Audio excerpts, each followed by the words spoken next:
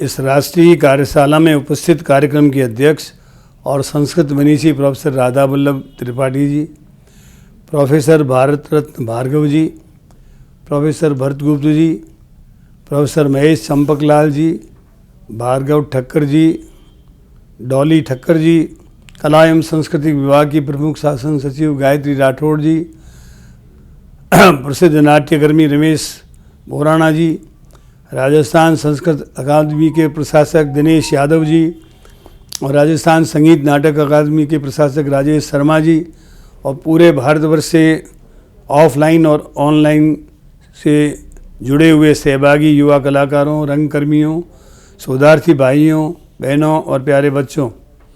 18वीं शताब्दी में कलकत्ता में सर विलियम जॉन्स मजिस्ट्रेट थे। उन्होंने बहुत मेहनत के साथ संस्कृत पढ़ी और 1787 में शाकुंतलम का संपादन और अंग्रेजी अनुवाद का काम शुरू किया। शाकुंतलम का छपना एक क्रांतिकारी घटना थी। सर विलियम जोन्स का अनुवाद जर्मनी में पहुंचा। उससे दुनिया की भारत के बारे में दृष्टि बदली और कला, साहित्य और संस्कृति में बदलाव आया। इससे भारत को लेकर भारतवासियों की भी दृष्टि बदली। उन्होंने लिखा कि अगर उन्हें नाट्यशास्त्र की पुस्तक मिल जाती तो वो और अधिक बेहतर लिख सकते थे। तब दुनिया ने नाट्यशास्त्र को खोजना शुरू किया। 19वीं शताब्दी के मध्य तक तो अनुसंधानकर्ताओं को नाट्यशास्त्र अप्राप्त ही था। भारतवर्ष से लगभग 40 पांडुलिपियों के आधार पर नाट्यशास्त्र का प्रामाणिक संस्करण 4 खंडों में 1926 से 1964 के मध्य बड़ौदा से प्रकाशित हुआ। नाट्य विधा को एक नया आयाम मिला। भरत मुनि और नाट्यशास्त्र। नाट्यशास्त्र के रचयिता भरत मुनि हैं। उनके अनुसार संसार की कोई ऐसी कला, ज्ञान, शिल्प, विद्या, योग, कर्म नहीं है जो नाट्यशास्त्र का अंग न बन सके। नाट्य में असंख्य ज्ञान सागर समाहित है। नाट्य पंचम वेद है। नाट्यशास्त्र के प्रयोग से क्रोधित असुरों को समझाते हुए भगवान ब्रह्मा कहते हैं कि नाट्य में तो तीनों लोकों के भावों का प्रस्तुतिकरण होता है। कहीं धर्म, कहीं क्रीड़ा, कहीं अर्थ, कहीं श्रम, कहीं हास्य, कहीं युद्ध, कहीं काम तथा कहीं वध है। ये दुख से, थकावट से, शोक पीड़ित दीन दुखियों को विश्राम देने वाला होगा। ये धर्म, यश, आयु और बुद्धि का संवर्धक होगा। नाट्यशास्त्र की 3 परंपराएं हैं। पहली पितामह ब्रह्मा की, दूसरी महेश्वर की और तीसरी स्वयं भरत मुनि की। नाट्यशास्त्र में पुरुषार्थ की अवधारणा गहराई से ओतप्रोत है। रस मात्र रंजन या आस्वाद नहीं है। पुरुषार्थ सिद्धि में उसकी परिणति अनिवार्यतः होनी चाहिए। इसलिए भरत मुनि ने श्रृंगार रस भी 3 प्रकार का बताया है: धर्म श्रृंगार, अर्थ श्रृंगार, काम श्रृंगार। आगे चलकर भोज ने इनमें मोक्ष श्रृंगार को जोड़ा। धर्म के लिए तपश्चर्या अपेक्षित है, सुख के लिए धर्म अपेक्षित है और सुख का मूल स्त्री है। इस प्रकार धर्म का अविभाज्य संबंध काम से है।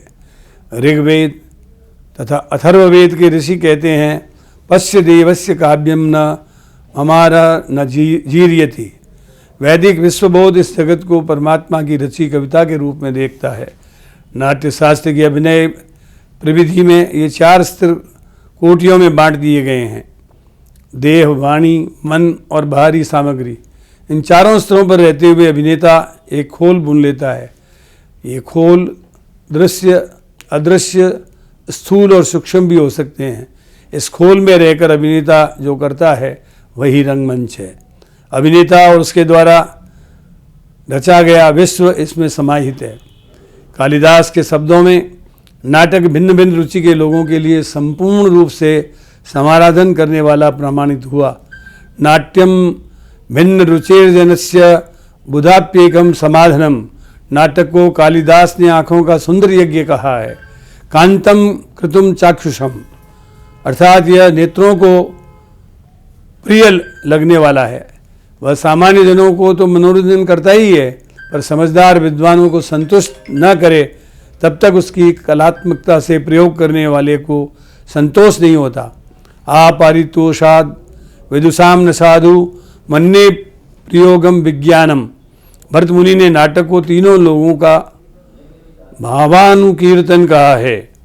इसमें धर्म प्रवर्तकों के लिए धर्म है, कामार्थ सेवियों के लिए काम है, दुर्विनीतों के लिए निग्रह है, तो मदमत्तों के लिए दमन क्रिया या दुखों को दूर करने वाला, शोक को दूर करने वाला अर्थात शोक को हरने वाला और थके मानव को विश्राम देने वाला है।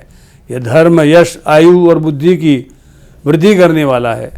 जिसने अपने श्रम और तप से एक संश्लिष्ट कला का चुनौती मानकर उत्तरोत्तर विकास किया, ऐसे भरत मुनि को मैं कोटि कोटि प्रणाम करता हूँ और इस राष्ट्रीय कार्यशाला की सफलता के लिए ईश्वर से कामना करता हूँ। जय हिंद।